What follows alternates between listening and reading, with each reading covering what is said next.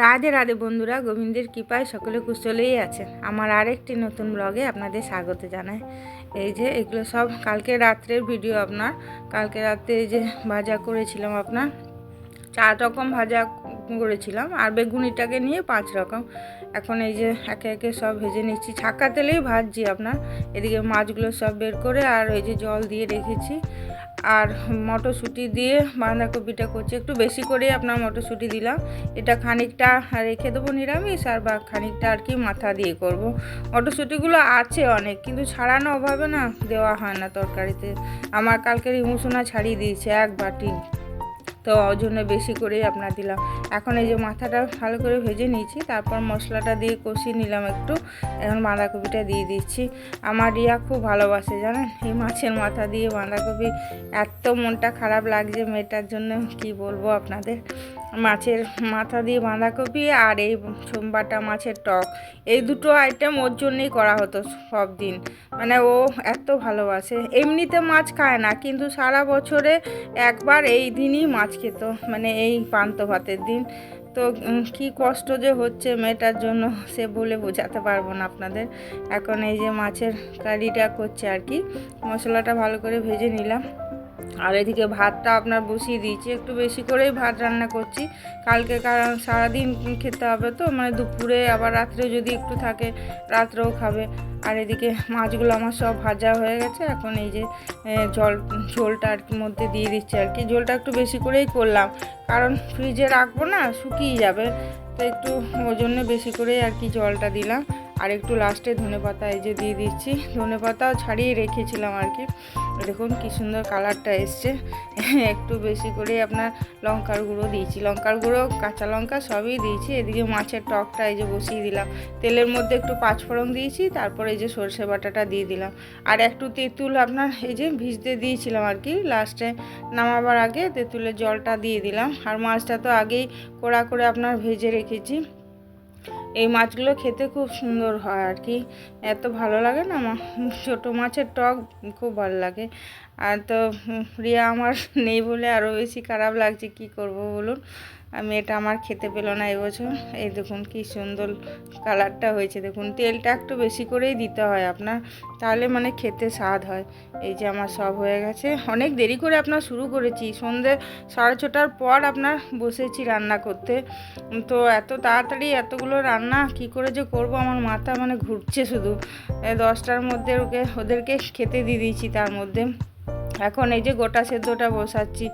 আর এই দেখুন আলু দিয়েছি, বেগুন দিয়েছি, শিম দিয়েছি, আর এই রমা কলাইগুলো দিতে হয় আর কি। আর একটু সামান্য এই যে নুন দিলাম, আর তেল দিলাম, আর একটুখানি আদা, এই যে আদা ছিঁড়াটা করে আদা দিয়ে দিলাম একটু, আর একটু জিরে গুঁড়ো, বাস আর কিছু না।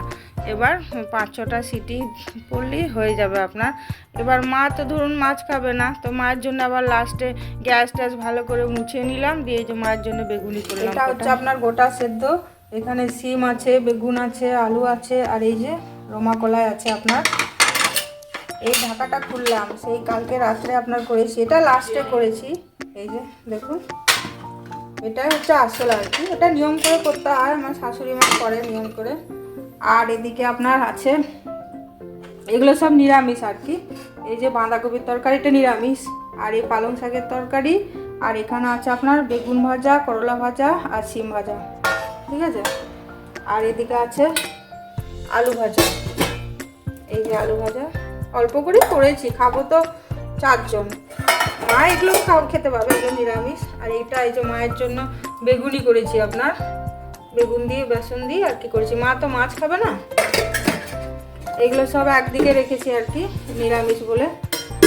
আর এদিকে আপনার আছে এই যে মাছের কালিয়া, এই দেখুন পেঁয়াজ রসুন দিয়েই করেছি, আর উপরে এই যে ধনে পাতা দিয়ে দিয়েছি। এটা মাছের কালিয়া। আর এটা হচ্ছে আপনার মাছের টক, বাটা মাছের, এই যে তেঁতুল দিয়ে করেছি, সর্ষে বাটা দিয়ে করেছি আর কি আপনার, তেঁতুল দিয়ে সর্ষে বাটা দিয়ে। দেখুন কি সুন্দর হয়েছে। আমার রিয়া খুব খেতে ভালোবাসতে জানেন, আগে মেয়েটার জন্যই বেশি মন খারাপ লাগছে।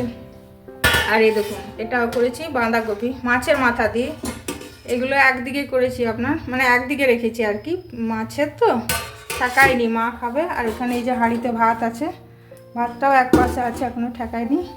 এই যে কত সব রান্না করেছি দেখুন। ঠিক আছে, তাহলে পরে কথা বলবো আবার।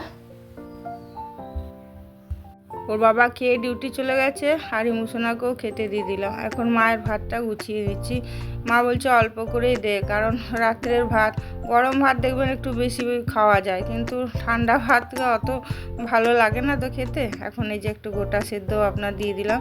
আর মা তো সব দিনই আপনার নিচে বসে খায়, টেবিলে খায় না। আমরাই দুপুরে টেবিলে, মানে আমরা সবসময় টেবিলে খাই, মা শুধু রাত্রে আপনার টেবিলে বসে খায়। এই যে এখন আমি খেতে বসে গেছি, আর একটু পেঁয়াজও নিয়েছি আপনার। ঠান্ডা ভাতে পেঁয়াজ খেতে আমার বেশ ভালো লাগে। একটু কাঁচা তেল নিলেও বেশ ভালো হতো, আর নিলাম না আর কি। বেগুন ভাজার মধ্যে তো তেল আছে, ওই জন্য আর নিলাম না। আর মাছটা ভাবলাম অনেক ঝাল হয়ে যাবে, কিন্তু দেখছি না, সেরকম ঝাল হয়নি আর কি, কারণ আমি অনেকগুলো আপনার কাঁচা লঙ্কাও দিয়েছিলাম। এই যে মুসনা দেখুন টক খাচ্ছে মাছের। আর আমি ভাবলাম যে অনেকটা ঝাল হয়ে যাবে, কারণ কাঁচা লঙ্কা শুকনো লঙ্কা মিলে আমি অনেকটাই দিয়েছি, তো দেখছি না সেরকম ঝাল হয়নি। সর্ষে মানে টকের মাছটাও হয়নি, আর এই কারির মাছটাও ঝাল হয়নি, তার জন্য আমি কাঁচা লঙ্কা নিয়েছি আপনার। আর খেতে এত সুন্দর লাগছিল যে কী বলবো। ঠিক আছে, তাহলে ব্লগটা আমি এখানেই শেষ করছি। কালকে আবার একটি নতুন ব্লগে আপনাদের সাথে দেখা হবে। আর যদি ভালো লাগে তাহলে একটা লাইক করে দেবেন, কেমন? আর সাবধানে থাকবেন। হরে কৃষ্ণ।